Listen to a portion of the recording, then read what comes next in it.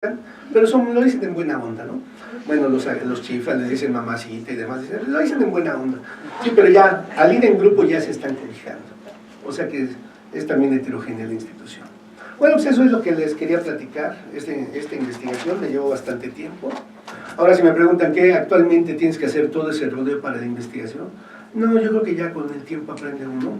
Ya hay que acotar muy bien el objeto, buscar los instrumentos indicados y ya comenzar a trabajar con ello. Sí, por ejemplo, el trabajo que estamos haciendo, que platicaba con el doctor Alatorre, no, pues está muy acotado ya a los profesores, y ahí vamos a utilizar solo 2 instrumentos. Sí, vamos a hacer una asociación de palabras y entrevistas. Tal vez hacemos entrevistas colectivas, van a ser esos 2. Y nos va a dar bastante material. Pero en este momento tuvimos que hacer todo este rodeo porque iniciábamos la investigación cualitativa. En la institución había que fundamentar por qué una investigación que no utilizara cuestionarios y por qué algo que no tenía que ver con los productores del campo, sino con estudiantes. Bueno, pues es todo. Muchas gracias.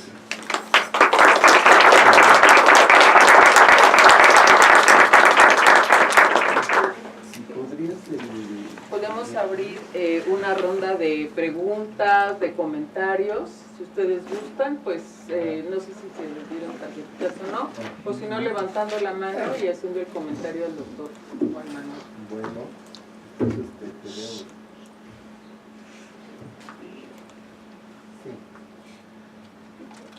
Pues mientras se van animando los demás, Juan Manuel, muchísimas gracias, me encantó además la manera en que nos haces la presentación del estudio.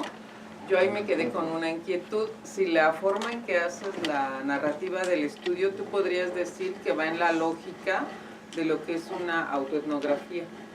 Si la narración, la exposición que diste, a mí me gustaría, porque se me hace que es un tema muy inquietante y aquí en la facultad pues muy poco explorado, yo no veo que forme parte, ni siquiera acaso tal vez en la materia que se da de investigación cualitativa en educación, pero pues si pudieras hacer el comentario, ¿no? Porque hay todo un trabajo etnográfico en la forma en que tú presentas. Sí, mira, bueno, si partimos que la etnografía es la permanencia relativamente prolongada en un universo de estudio, yo creo que sí, completamente, ¿no? Hacer registros, hacer entrevistas, observar, todo eso, sí es. Ahora, yo acá, con fines de exposición, coloqué por qué llegué a ese camino. Y llegué a partir de ciertos autores, que no necesariamente, si acaso Malinowski, pero los otros autores no era la etnografía como tal, sino era pues, la investigación interpretativa en general. ¿Sí? Un autor contemporáneo, bueno, ya tampoco es tan contemporáneo, sí, porque su trabajo es de los 60, pero se lee mucho actualmente, yo creo que ustedes ya lo han leído, Clifford Geertz, ¿no? De la interpretación de las culturas. Sí, porque sus trabajos son de los 60, 70. Acá los conocemos por los 90, 2000. Sí, es un libro verdaderamente interesante, apasionante. Viene de esta tradición. Un autor muy weberiano, muy etnógrafo. Y él señala una cosa. Una cosa es describir, la descripción que se hace, que era lo que generalmente decía anteriormente, describir. Y otra, interpretar lo que ocurre. En los 2 casos utilizas herramientas cualitativas. Pero es más fácil describir y mucho más difícil interpretar. Cuando logras interpretar es que ya captaste el sentido, dice Clifford Geertz, ¿no? Cuando él analiza la pelea de gallos en Bali, dice no basta con describir lo que dura la pelea, sino cuál es el significado profundo que tiene el juego, una pelea como un juego, en esta ciudad, en Bali, ¿no? En una sociedad prohibida si se siguen reproduciendo, ¿por qué? Es lo que él quiere ver, ¿no? Es un trabajo de verdad que se los recomiendo bastante analizarlo, ver ese apartado de la pelea de gallos, ¿no?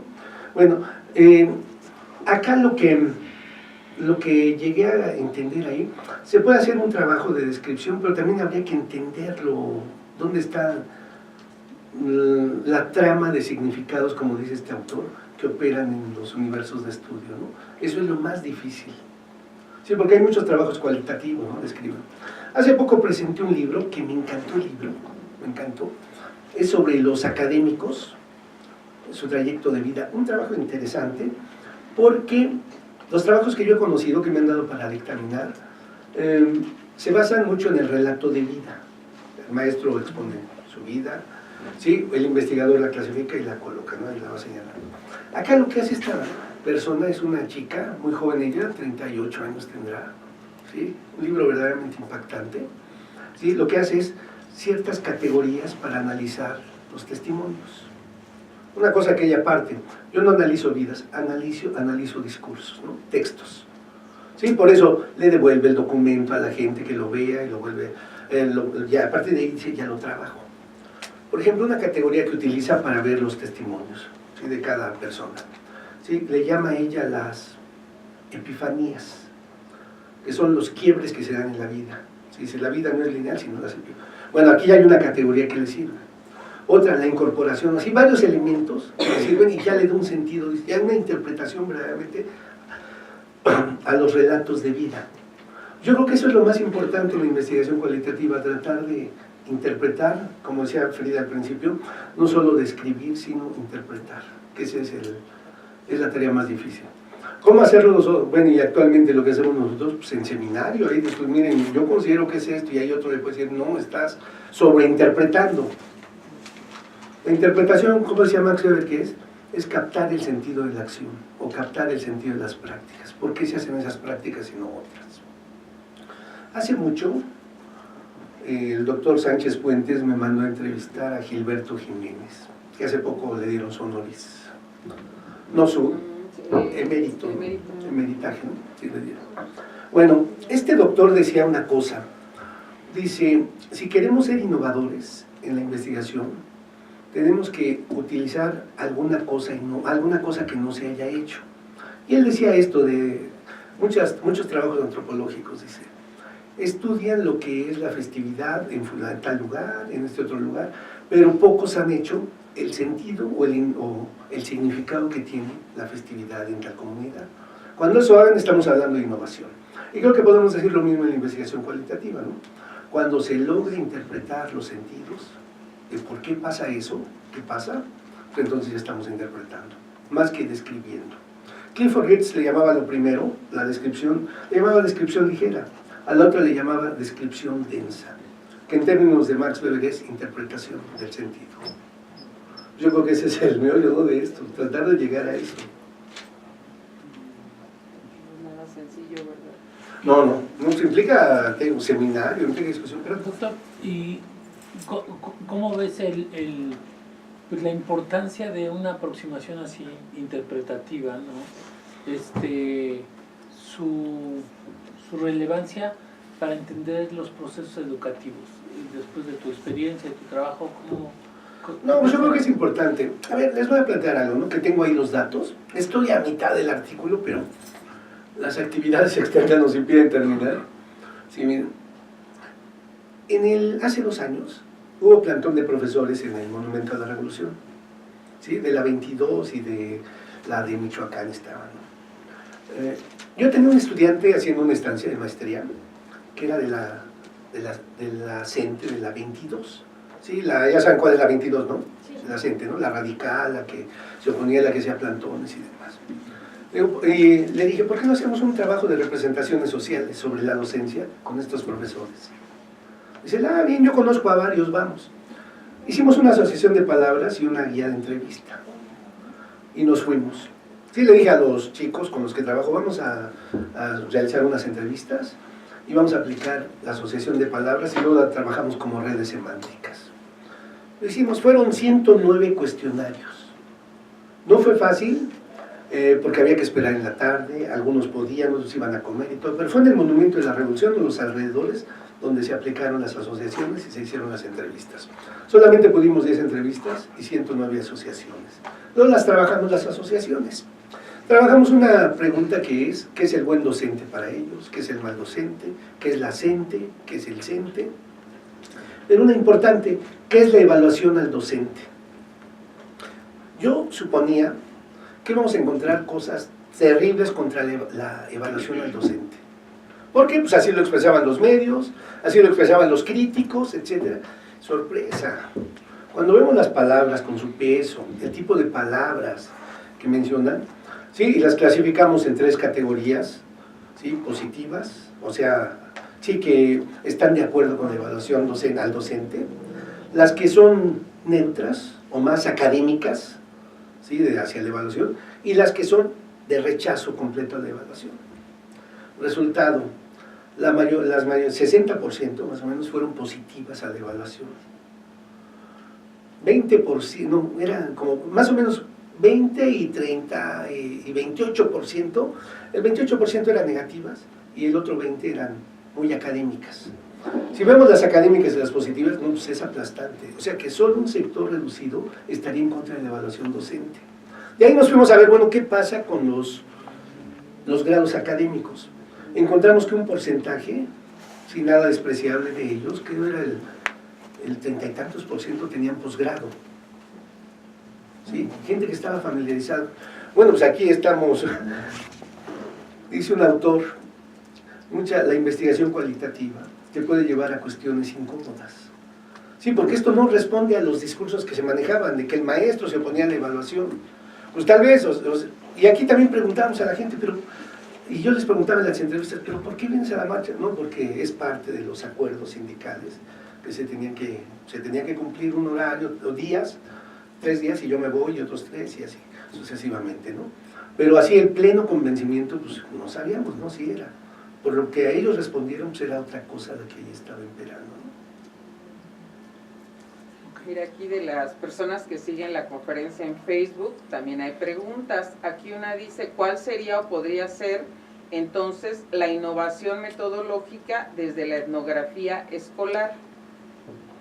Lo que digo, en mi opinión, tenemos que interpretar, tenemos que ir más allá de lo que estamos observando. Podemos registrar lo que se observa, ¿sí? Estamos viendo eso, observarlo. Pero yo decía, si tratamos de captar los sentidos, combinándolo con otras formas, una es observar con la entrevista, ver si aquello que dice el maestro que hace es lo que hace en la práctica, por ejemplo, ¿sí? Yo creo que ahí estamos dando, o sea, una cosa es lo que me está diciendo que hace, otra, cómo lo veo que hace. Por ejemplo, aquí, si yo hubiera seguido, si hubiera tenido tiempo, nos vamos con estos maestros a ver cómo son en la clase, los de Oaxaca que les decía, para ver si era cierto eso que nos decían en las redes. No sabía, pero ahí utilizamos 2 instrumentos, ¿sí? Uno, la guía de entrevista, ¿sí? Un guión de entrevista, y otro, la asociación de palabras. La asociación de palabras tiene muchas bondades, porque te permite decir algo espontáneamente, anotarlo en una palabra y luego ponderarlo, y ya cuando sumas lo que se pondera, pues ahí te dan muchos elementos, ¿no? Es importante, ¿no? Para ponderar. No, pues acá en la etnografía educativa, pues yo creo que más que las técnicas como tal, es el trabajo interpretativo que tienes que realizar. Tratar de buscar los significados que están en las prácticas. Pues en lo educativo, ¿no? ¿Qué es lo que impera en lo educativo? Lo profundo. Leí hace poco un trabajo de un italiano, muy bueno el trabajo. Hace entrevistas, pero también trabajo documental. El trabajo lleva un título muy interesante. Durkheim escribió un libro que se llama Las formas elementales de la vida religiosa. Este artículo se llama Las formas elementales de la vida académica. Y habla de lo siguiente. En Italia se trató de reestructurar la universidad. Del modelo de facultades quiso pasar al departamental. Lo fueron haciendo. Sin embargo, las relaciones de la gente seguían siendo de facultad. O sea, no hubo cambio profundo en las prácticas. Cambió de forma, pero no en las prácticas. Lo profundo son aquí las relaciones, las interacciones y demás. No sé si me puede entender con esto, ¿no? Y lo que está develando él, pues sí, ya están departamentalizados, ya los cuadros, los números indican que en efecto gran parte de los académicos ya están en un departamento. Pero cómo siguen trabajando, cómo siguen relacionándose, es con el antiguo modelo. O sea, el antiguo modelo se transformó, se reorganizó, pero sigue lo mismo. Yo creo que ahí estamos viendo esto, ¿no? Eso pasa a veces con el currículum. El currículum, pensar, ¿no? Aquí está el nuevo currículum, el nuevo modelo educativo, sí, pero la realidad opera con... Claro, ¿qué es lo que me atrevo a decir que va a pasar mucho? Va a pasar esto, ¿no? Sí, lo que sabe decir, lo que sabe enseñar el maestro. Bueno, yo vi en una institución que cambiaron el plan de estudios, ¿sí? Pero la gente seguía, el profesor seguía impartiendo lo que él sabía, lo que durante 20 años había acumulado. Sí, dar lo nuevo, pues no es fácil. Yo creo que la investigación interpretativa te sirve para eso, ¿sí? Para develar todas estas cosas, con los métodos, te digo, cualitativos. Allá el compañero quería preguntar algo. Sí, quería preguntarle acerca de la visión de las mujeres que pertenecen a esa comunidad escolar, tanto alumnas, maestras, madres de familia. ¿Cómo es que denotan esa vida cotidiana? ¿Si visibilizan la violencia de género que existe? A ver, mira, lo que te voy a decir, de ahora hacia el pasado, como yo lo veía en ese momento, yo creo que muy pocas, ¿no? Muy pocas mujeres, ¿no? Toma en cuenta que pues, venían muchas del campo. Profesora, sí, había ya algunas mujeres feministas, en ese momento no se hablaba de género, eran feministas, sí había mujeres feministas, sí, en ese momento, pero eran contadas. Una institución completamente masculina. ¿Por qué? Imagínate, ingeniería, entrar en ingeniería, pero agronómica, sin mayor razón, pero además salir de comunidades y venirse allá al internado, sí, era, o sea, había varias condiciones históricas, culturales, estructurales, culturalmente, que impedían que fuera mayoritario. No, pues no era muy visible. Las maestras, algunas maestras. Me decía un amigo pues, activista del género, sí, él me decía, no, pero tus compañeras, sí, me decía, tus compañeras piensan como hombres, dice. Sí, o sea que había mucho, yo no entendía eso, no, pero son mujeres, ¿cómo van a pensar? Como? Sí, pero él decía, no, él me explicaba, y ahora ya lo entiendo, sí, que hay finalmente estructuras patriarcales, hombres y mujeres las llevamos incorporadas. No, yo creo que actualmente ha cambiado, no me atrevo a decir que como aquí en la UNAM, pero yo creo que sí ya hay cambio, ¿no? Ya hay un cambio en eso. Sí, respecto a eso, yo creo que ese tipo de conducta se daba mucho porque en aquel tiempo todavía era parte de una dirección de la Secretaría de Agricultura. Ahorita ya es la Universidad Autónoma de Chapingo, ¿sí? Y que ha cambiado mucho su funcionamiento. Ya tienen, digamos que los contenidos que antes eran más rechazados, ya están más involucrados los estudiantes. Cambió el plan de estudios, le hicieron algunos arreglos porque no les permitía hacer la práctica deportiva, y entonces ahorita ya cambió mucho todo eso. Aquí también alguien puso algo sobre lo del estigma. Juan Manuel, ¿por qué el interés tuyo de trabajar sobre el estigma? Porque, bueno, yo además vi que aparte de este texto tienes otro muy interesante, sí, donde exploraste los estigmas que tienen los estudiantes, creo que normalistas. A mí sí, ese libro de él me gusta mucho, se lo recomiendo porque hablas igual estigmas hacia personas de tercera edad, hacia mujeres, igual, o sea, homosexual, discapacitados, sí. Llama la atención que estudiantes normalistas tienen muchos estigmas hacia las personas con discapacidad, cuando se supone que deberían ser las personas que están en pos de su educación e integración. Claro. ¿Por qué este tema del estigma? Sí, mira, ya no, fue un libro que encontré posteriormente. Se lo recomiendo mucho, es de Hoffman, se llama ¿Aquí tienes audio? La identidad deteriorada, se llama el libro, ¿no? Publicado por Amororto. Seguro que lo tienen aquí en la facultad. Y si no, pues en la Gandhi se encuentra, aunque ya Amororto está muy caro, pero se encuentra ahí, ¿no? Y si no, en internet, seguro que ya se encuentra en internet, gratuito, ¿sí? Bueno, ¿por qué el estigma? Lo que pasa es que el estigma se da en la vida cotidiana. Ya en el trabajo que decías de estigma, ahí se hace la diferencia entre lo que es el estigma y la discriminación. Se confunden, pero no es lo mismo. El estigma se da en la vida cotidiana y lo hace la persona que, pues sí, las personas como nosotros comunes, ¿no? Es una clasificación negativa de un grupo o una persona que es distinta a como es los del grupo o la comunidad, ¿sí? Puede ser una persona que tiene una religión distinta, una preferencia sexual distinta, un partido político distinto. Pensemos que somos aquí trotskistas y aquellos eran maoístas, no, pues los maoístas están allá, ¿no? Los rechazas, ¿no? A los trotskistas los rechazaban los maoístas, ¿no? En fin, son exclusiones que se dan en la vida cotidiana. La discriminación es distinta. La discriminación la ejerce quien tiene poder. Un maestro puede discriminar a los estudiantes con la calificación. Nos contaban los maestros de normal que muchas niñas merecen estar en, ¿cómo se llama esto? En lo que hacen los lunes para marchar, La la escolta, y llevar la bandera por el promedio que tienen. Dicen, pero seleccionan a las niñas bonitas, ¿sí? Las seleccionan por el color de la piel, por el cuerpo, por algunos atributos físicos, más que por la calificación. O sea, ahí estamos hablando de discriminación. Sí, lo que muchos maestros realizan esto, ¿no? Una persona que trabaja en ventanilla puede discriminar.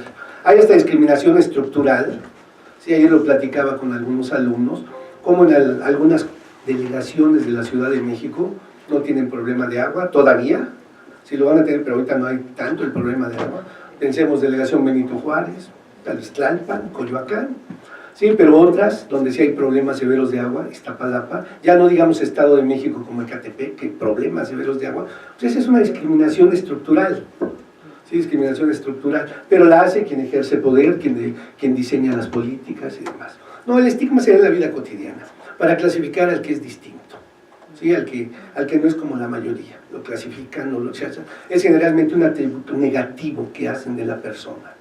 Bueno, y en el caso de lo que hemos trabajado, pues aquí era hacia el maestro, hacia el de Oaxaca, hacia el yucateco, que los estigmatizaban.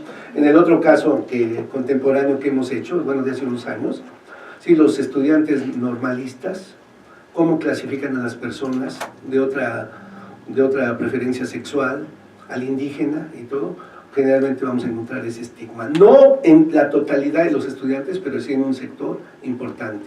Y como decía Frida, van a ser maestros, y con esos estigmas pues está difícil, ¿no? Como que eso también urge atenderlo en el currículum, pero más que en eso, en prácticas, en las prácticas diarias. Sí, creo que sí sería importante eso. Por eso la importancia del estigma, se da en la vida cotidiana.